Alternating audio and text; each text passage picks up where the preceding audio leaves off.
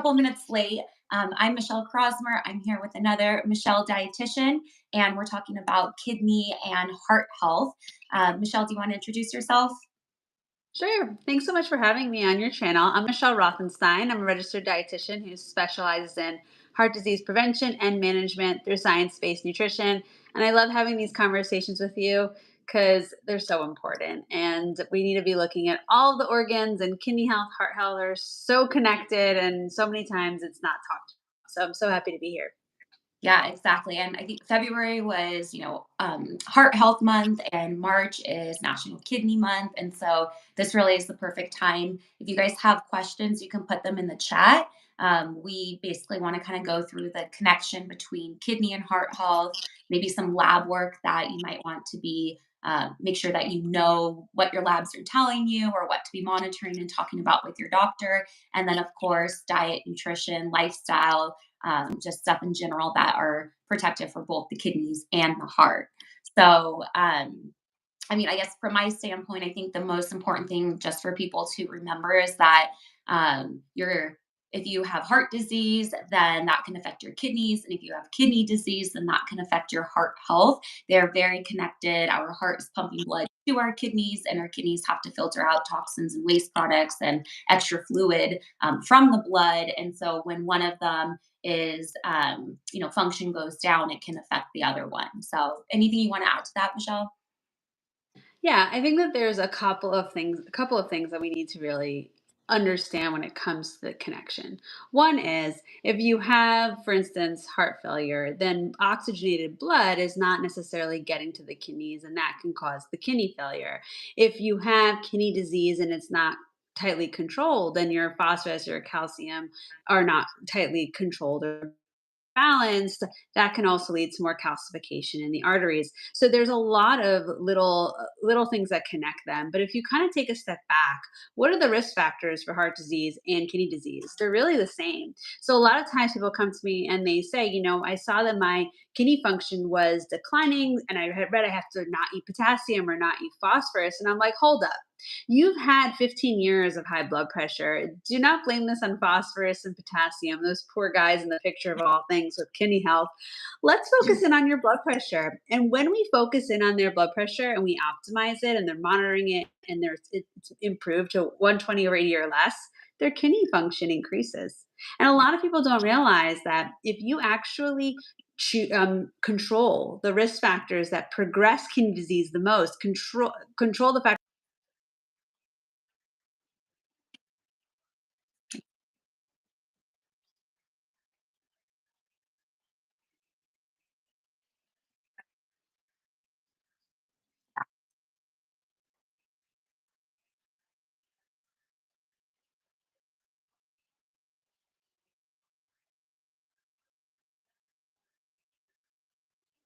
liver, the brain, etc. And so you can have, well, many people come to me because they have a high coronary artery calcium score. So they have plaque in their coronary arteries. You can have plaque in the arteries that bring blood to your kidneys that can lead to kidney disease. So we need to be controlling cholesterol and blood sugar and blood pressure and inflammation and all the things. They're the same for kidney and heart health in what progresses it from a nutrition and lifestyle perspective. So there's so many things at play, and we can't be looking at things in silos. I mean, when I first started in my career, I was in the kidney clinic. It's actually how I transferred from the kidney to the heart, because everyone was so focused on phosphorus and potassium and telling people to eat things that would cause inflammation, cause heart disease, and people were having heart disease. Heart disease is the number one killer in individuals who have kidney disease. And I'm like, wait, this is a little bit backwards. So I was like, we need to revamp this. So I changed the whole diet protocol and re-educated the nephrologists who've been there for 30, 40 years and who just had outdated nutrition information. And I Yeah. say this to you because if someone tells you that you should be choosing white bread over whole wheat bread from a phosphorus standpoint, or you should not be eating any fruits and vegetables because you shouldn't be having potassium, that's a red flag that they have very outdated information. And that in of itself can cause progression of both kidney disease and heart disease. Because we can prevent it, we can do something about it. I just think that we need to bring more awareness, which is why I love having these conversations with you. So do I. And I don't know if you can see the chat, Michelle. It looks like for a split second we lost sound and then we came back. So we apologize if that happened. You guys, we have to be, in order for us both to be on here, it has to be on our phones instead of the computers. So I'm glad they say sound is back and we're all good. But we did have a question and we were going to dive into this anyways. But someone was asking about, does kidney disease cause heart problem, or how does it cause problems, which you already addressed. But then they said, are there specific tests that we should ask for to see the status of our heart health? So, what testing do you recommend people get?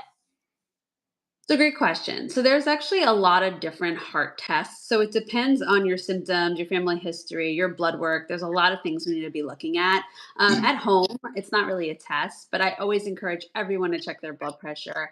Relying that one time a year is not going to be good enough to assess how your is above 120 over 80, that's a sign that your heart may be overworking.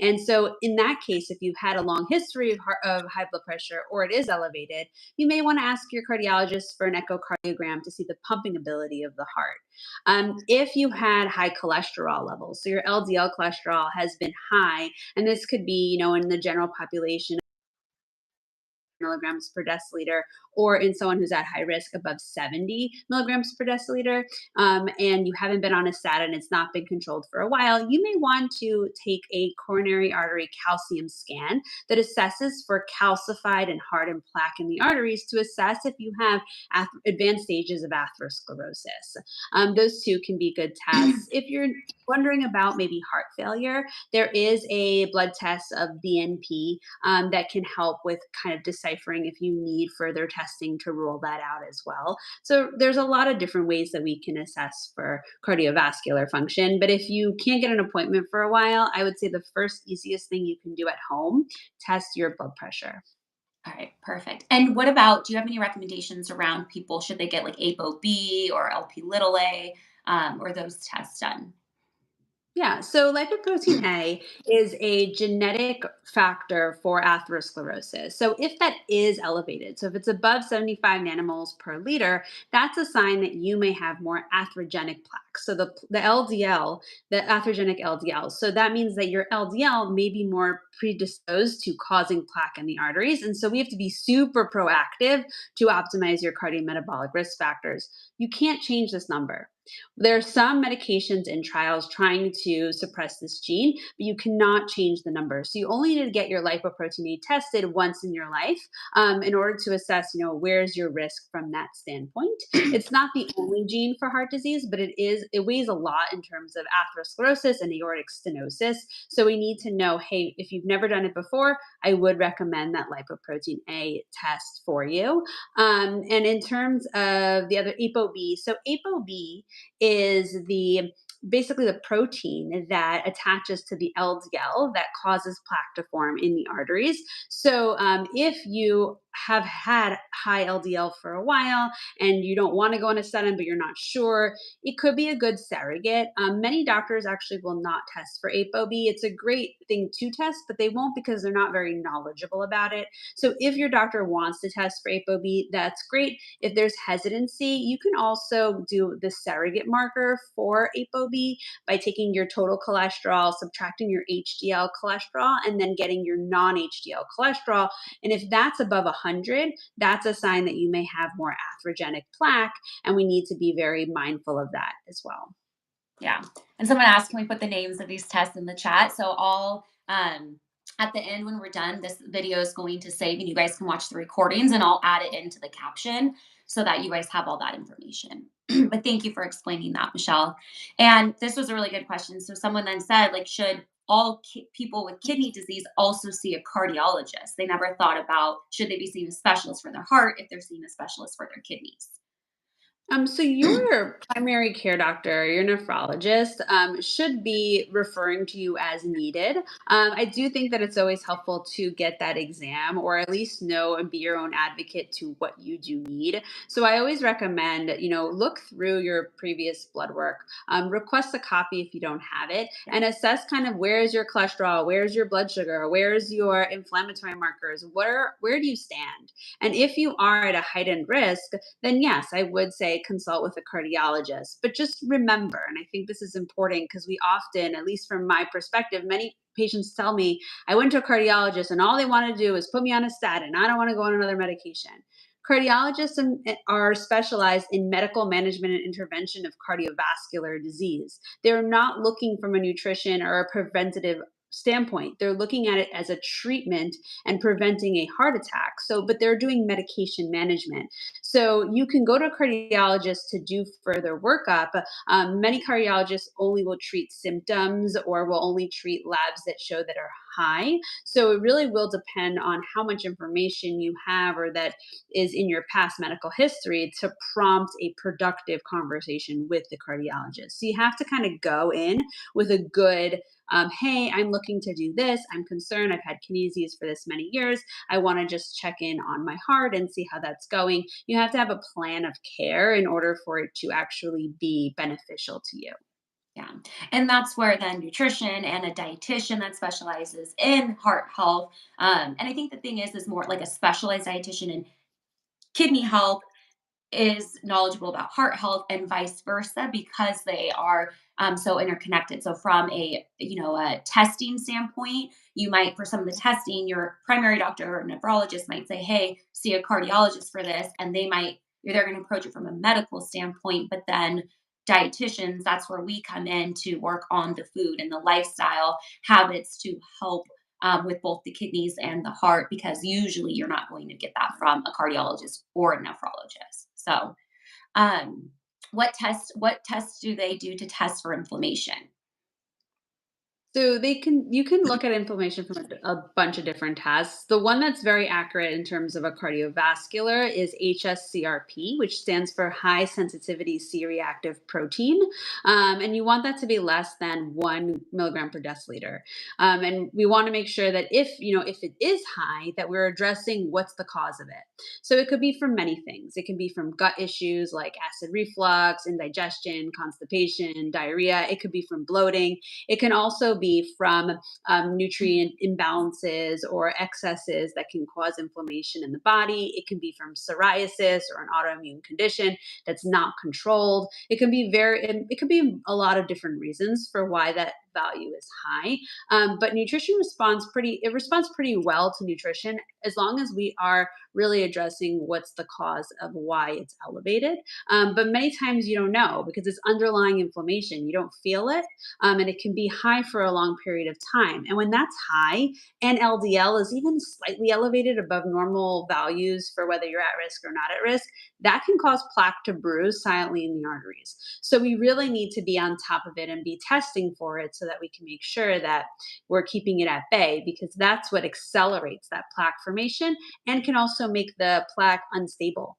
So then it's more likely to rupture and cause a dislodgement and lead to a cardiovascular event.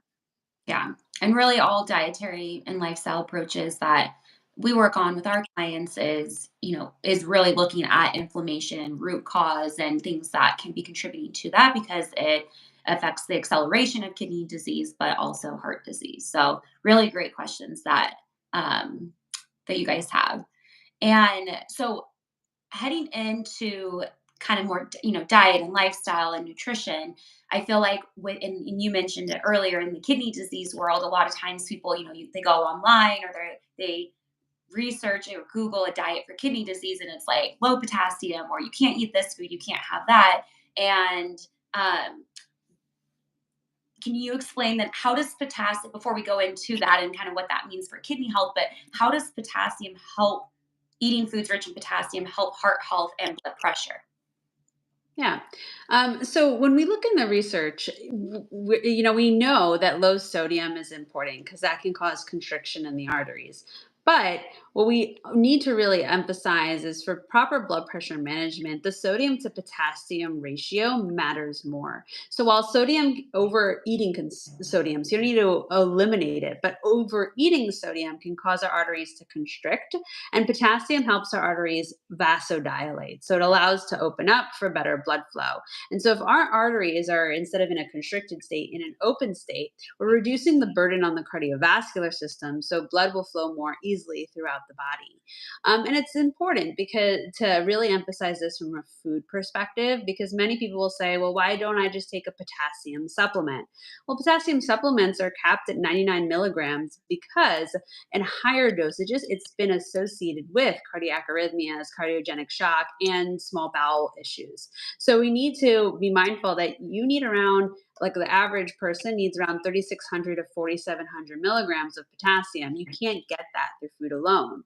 Now, another thing to add though is some people can't have a lot of potassium, right? If you have hyperkalemia and you have high potassium levels in your blood, you don't want to oversaturate your body with potassium, but you don't want to eliminate it completely. And that's important. If you're also on certain heart medications like spironolactone, which is a potassium sparing drug, so you may get high levels of potassium if you oversaturate it, you still need potassium, but that potassium level will differ depending on the person, the medications they're on, their kidney status, their blood levels. And we need to make sure that that's really tailored instead of complete elimination. Yeah. And I think that's an important thing to remember. Just like you say, a low sodium diet does not mean no sodium. A lower potassium diet does not mean no potassium. And when you talk about that ratio, if someone with kidney disease is on a lower, they need to restrict potassium, they're on a lower potassium diet, you definitely want to make sure that you're not then having the standard American diet of sodium and getting, 3,500, 4,000 plus milligrams of sodium while you have to restrict to 2,000 milligrams of potassium, because then that's like the opposite ratio of what we want to be seeing. So I think that's really important. And then even with kidney disease, especially earlier stages, but even oftentimes in stage 3 and later, if blood potassium levels are not elevated and you're not on these medications that might contribute to elevated blood levels, oftentimes there's no restriction. I've worked with tons of people, even on dialysis, that had no potassium restriction or needed to eat more potassium. It's so highly individualized that it's really important to talk about that with your doctor and your dietitian to know how much potassium that you should be having. So, and someone, thank you. They said happy RD day, so registered dietitian day. So thank you guys. They asked if it's concerning for someone with kidney disease stage 4 to have mild calcification of their blood vessels.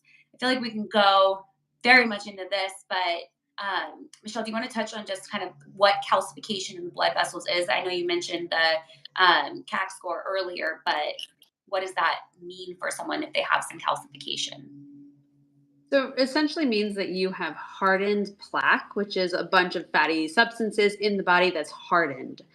So I've worked with many lipidologists, cardiologists, and some rules of thought is there's no such thing as mild or moderate or severe plaque. When you know you have plaque burden, that means that you're either pregnant or you're not, meaning your body is in a stage of creating plaque because that calcification is advanced coronary artery calcification. It's in the last form. And there's several stages that it goes through until it gets into that calcified form. So it could mean that you have a lot of potential soft plaque in the arteries. It could mean that your body is making more. So we want to do everything we can to improve your cardiometabolic risk factors so that it doesn't cause any issues. Because even mild calcification, if you have a lot of inflammation, if you have high LDL, high blood pressure, it can cause that plaque that's there to become unstable. And so you don't need to have 100% blockage for a heart attack to happen. You can have 20% blockage, but that ruptures and that causes a cardiovascular event. And oftentimes it's not the calcified plaque, it's the soft plaque that becomes so unstable, causing a blood clot leading to a cardiovascular event. So it's not something that I would say, hey, be concerned, be worried about it. I would say, hey, let's be proactive and empowered by this. Okay, before a cardiovascular event happens that you have this mild calcification. So what can you do about it? Make sure that you're testing for the inflammation. You're keeping your LDL, your Apo B really low. You're making sure blood pressure is optimized, blood sugar levels optimized, waist circumference is reduced. You're really adding in anti-inflammatory foods and having a well-balanced diet. That's going to be the key to avoid any progression and any destabilization. Yeah. So let's talk about that from the diet. So we know we want to lower LDL, ApoB, waist circumference, blood pressure. So what diet modifications or things can people do and add to their diet or limit in their diet that can help to lower those things? Yeah. So we want to definitely limit saturated fat, trans fatty acids, things that also are very high in TMAO production, because those things can make arteries stiff and accelerate plaque formation. So things, for instance, like our red meat, our whole fat dairy, our butter, our coconut products, our palm oil products, are things that are rich in choline, like shellfish and egg yolks, particularly in large quantities. That can actually cause stiffness in the arteries. We also want to look at reducing refined sugars and sodium. But I want you, instead of really focusing in on, oh my God, I have so many things to limit, I want you to flip it and say, what am I eating? Because what you're eating actually has so much more power to improve your blood vessel health. So I want you to be looking at, okay, am I getting enough soluble fiber? Am I getting enough nitric oxide vegetables or potassium? Are we getting enough lean protein? Because we need that as we age in terms of muscle strength and ability to function in terms of frailty and things like that. We also want to make sure that things are balanced. So a lot of times people will eat all of these great fruits and vegetables, but they'll kind of just eat it in random order, or just eat a lot of fruit at one time or a lot of vegetables at one time. And it's not giving enough balance. It's not giving the body rest. So it's important that you're looking at what are you eating in conjunction with each other for satiety, for your body to have time to digest the food so blood sugar isn't spiking. So we really need to be focusing on adding in all these great foods, but in the right quantities where your body can digest it and you're feeling satiated and you're reaching your goals this way. We always see in the literature a plant-based diet, a Mediterranean diet, are all heart healthy, but I usually refrain from kind of using that terminology because I find that many people define it differently.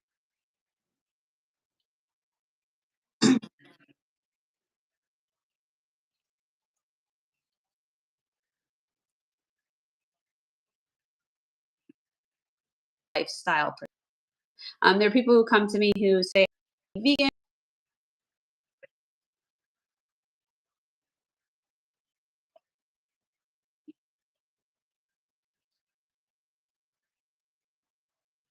Have to definitely add more plants, but we don't need to eliminate all of the animal proteins. So we really need to meet people where they are and ensure they're getting adequate amounts of complex carbs, lean protein, healthy fats in order to reach all of their goals. Yeah. And I think that's such an important thing because it's easy to the buzz is always around like both ends of the spectrum of like vegan or carnivore, but majority of healthy lifestyles that are heart healthy, kidney healthy, good for diabetes and weight management, all these things, they agree on a lot of things like eating more fruits and vegetables and getting more fiber in the diet and having leaner proteins. And it's just we fight about the extremes instead of focusing on the things that we all agree on. And, we mentioned choline and TMAO production and things like that. And like, there's a big difference between someone who has, a good gut microbiome because they're eating fiber and all these good, healthy plant foods, who then get some choline from egg yolks, and someone who has a very, standard American diet and poor gut health. And then they eat all of those foods. And so that's where that balance really does come into play because not everyone is going to eat the exact same food the exact same way. And it's kind of more these patterns that we're doing. So, um, from a standpoint of, I guess, lifestyle, um, there's things that we talk about, of course, on my end. I'm always like, obviously, like, smoking is not good for kidney health or heart health. Stress is not good for either, which, of course, is easier said than done. But I'm always advocating on trying to see, like, what stress management techniques are you proactively doing in your life, or what are you doing to help improve your sleep? Because all of those things impact your kidney health and your heart health. But are there any lifestyle things outside of diet that you recommend for heart health? Yeah, I mean, we can't talk about nutrition without talking about all the other things that influence nutrition too, right? If you're not sleeping well, your hunger and satiety cues don't work as well. You're craving carbs, you're craving immediate energy to kind of get up and keep going throughout the day. Also, cortisol levels are high, which is going to pump out more insulin, more blood sugar levels. So, stress is super important. Also, lack of stress can cause oxidative stress, which can increase blood pressure too, which is one of the main accelerators of kidney disease and heart. So super important that we're looking at sleep, definitely stress management, like you just mentioned, definitely the smoking, and also physical activity. I think there's a lot of divide these days, especially with diet, but also physical activity. People are like, don't do cardio. It's going to spike your cortisol. Only do weight training. Only do this. Only do that. It's like, hey, we need to do both. Why are we fighting about which one? It's kind of like in the heart disease world. LDL doesn't matter. Only insulin resistance matters. No, insulin resistance doesn't matter. LDL, they both matter. And anyone who's trying to tell you that it's only one way is a red flag. So when it comes to physical activity, we definitely want to be looking at aerobic. We want to be looking at stretching, and we also want to be looking at resistance exercise for good blood flow, but also for good blood sugar management, blood pressure. We need to be really going into those details too, because that's an important component of kidney health and blood flow and cardiovascular disease as well. I also kind of put hydration in its own bucket because so important. If you're dehydrated, your blood is stickier and thicker. And if that's the case, your heart's working harder to pump blood efficiently throughout the body. So we need to be looking at all aspects of health. We need to also be looking at social connection and the mental aspect of things.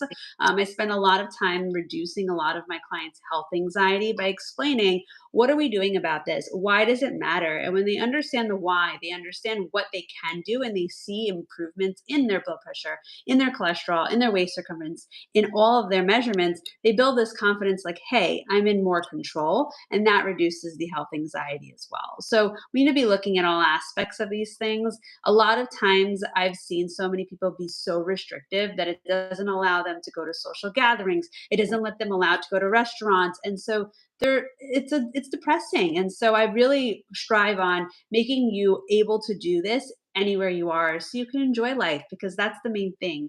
We want you to enjoy life. We want you to enjoy food that's kidney healthy and heart healthy should not be bland and boring. It should be delicious and it should be exciting.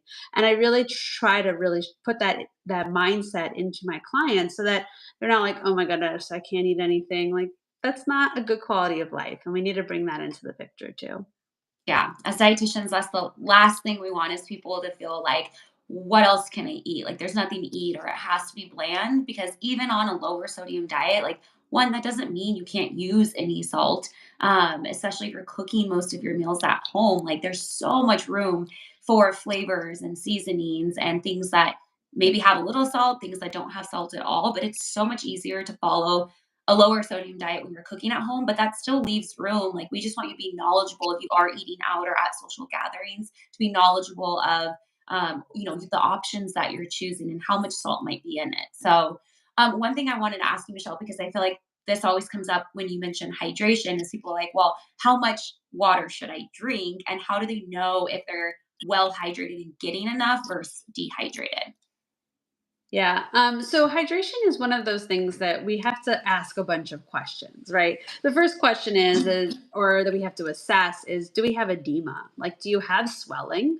Like, so some individuals who are in later stages of heart failure or in later stages of kidney failure may have decreased urine output, or they also may have a lot of edema in their body. And so we don't want to overhydrate where now we're gaining fluid on our body, which makes our heart and our kidneys overwork. It's hard for blood to flow when you have that fluid in the wrong areas of your body. So that's number one. So we always have to assess kind of, is there needing to be a restriction?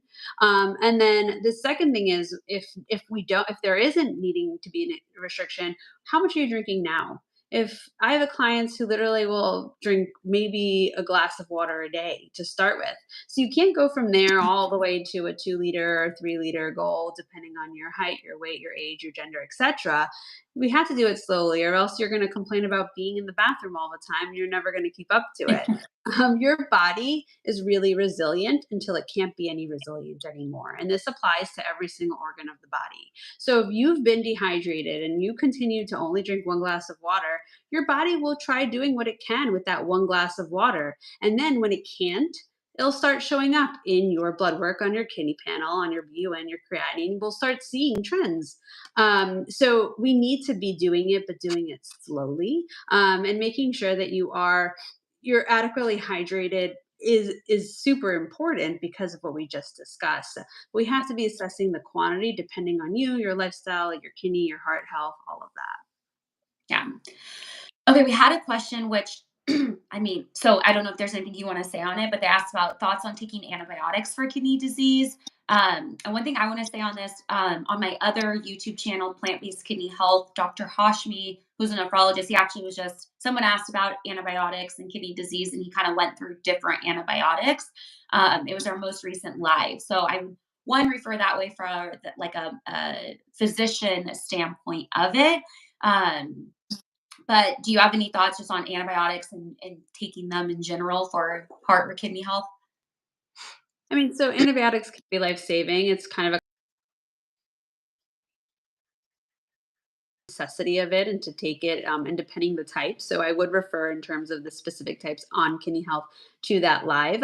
When it comes to heart health, we need to recognize, antibiotics will destroy good bacteria and bad bacteria in the gut. It doesn't mean you can't be on it. They're very life saving, but we need to assess, okay, afterwards, how are we replenishing gut health? Because just like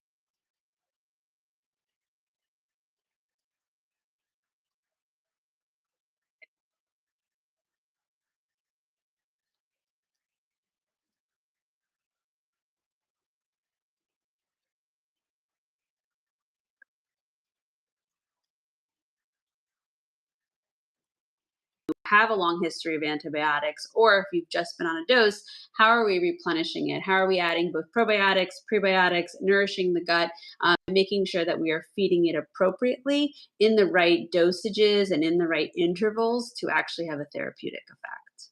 Yeah. And then one of the I think this comes up since you mentioned probiotics a lot is people will, yeah, ask about, foods that contain probiotics, like fermented foods like sauerkraut or kimchi or miso, oftentimes are high in sodium. And I just, want to put it out there again, it's a lot of times it's the portion that someone's consuming, like those can very well fit if you're having this big, I don't know, salad or meal or bowl or stir fry or whatever it is, and you have, an ounce or half an ounce of sauerkraut or kimchi on it, that you can easily control the sodium and still fit within a lower sodium diet while including those probiotic rich foods, assuming that you're not, eating out, 3 meals a day and getting, 6,000 milligrams of sodium from that. So do you have any Right, but probiotic it tips? also it also depends on what else you're eating it with, right? Like if you have a high sodium, first off, there's lower sodium sauerkrauts. I have some clients 0 milligrams of sodium. I'm like, then that's a nutrient deficiency area because now you're being so hyper focused on sodium that you're not getting in the nutrients your body actually needs. But what are you pairing it with? If you add in more potassium, then you're negating the sodium content of that actual meal. So pairings are important to help with that. And sauerkraut is actually one of the only natural, easy to find in the US products that have vitamin K2 in it, which helps to bring the calcium into the bone instead of leaving in the artery walls, in the arteries, and causing more plaque to form. So we need to be looking at the whole picture and kind of understanding the dynamics of it before we just say, nope, it's high in sodium, can't have it. There's a lot more to it. Yeah, exactly. I think we've gone through all the questions on here and we're already, past 30 minutes, but is there anything that you want to add or get across um, about heart health? And then if not, and after that, if you want to share where people can find you and how you work with and help people. Sure, happy to.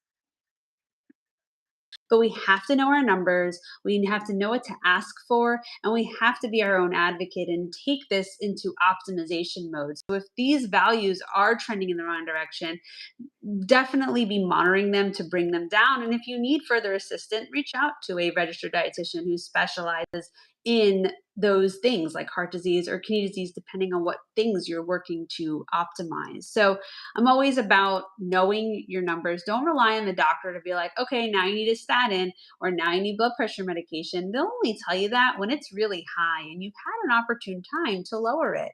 And heart disease silently brews in the arteries. So take control now so that you can live a long, healthy life going forward. I love that. And where can everyone find you, Michelle?